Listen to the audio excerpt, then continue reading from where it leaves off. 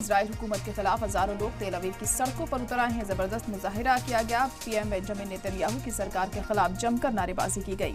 हर हफ्ते ये मुजाहिरा वजीर आजम बेंजामिन नेतन्याहू को हटाने की मांग को लेकर किया जा रहा है। साथ ही फौरी तरफ पर मुल्क में इंतखाबात कराने और हमास के साथ एक अमन मुज़ाकरात जिसमें बंधकों की अदला बदली भी शामिल है, इसकी लगातार मांग की जा रही है। एहतजाज के दौरान पुलिस के साथ मुजाहिरीन की झड़प हो गई। पुलिस जराये का कहना है कि 33 मुजाहिरीन को गिरफ्तार किया गया है। रिपोर्टों में यह भी कहा गया है कि प्रदर्शनकारियों से एक फिलिस्तीनी झंडा बरामद किया गया है।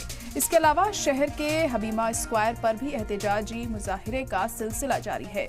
वहीं हमास के कब्जे से 4 बंधकों की रिहाई के बाद कुछ ममालिक तारीफ इजराइल की कर रहे हैं, तो गाजा में मारे गए मासूम लोगों के कत्ल की मसम्मत भी की जा रही है।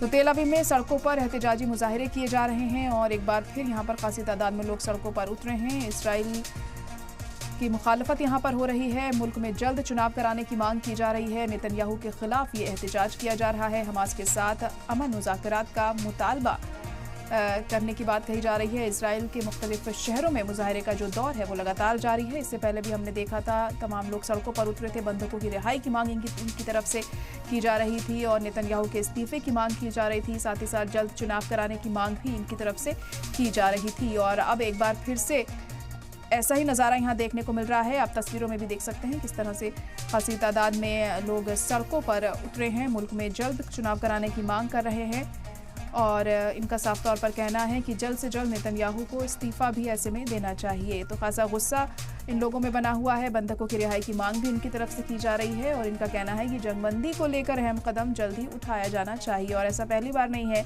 कि ये तमाम लोग सड़कों पर उतरे हैं और पिछले काफ़ी दिनों से हम लगातार देख रहे हैं कि कुछ दिनों में इस तरह के एहतजाजी मुजाहिरे यहाँ पर किए जाते रहे हैं ताकि अमन कायम हो सके, जंगबंदी हो सके, सीज़ फायर किया जा सके। हालांकि कोशिशों का जो दौर है वो जारी है, उसके बावजूद भी कोई भी पॉजिटिव रिस्पॉन्स इसको लेकर मिलता हुआ हमें नहीं दिखाई दे रहा है। इसी वजह से लोगों का गुस्सा भी दिनों के साथ साथ बढ़ता जा रहा है।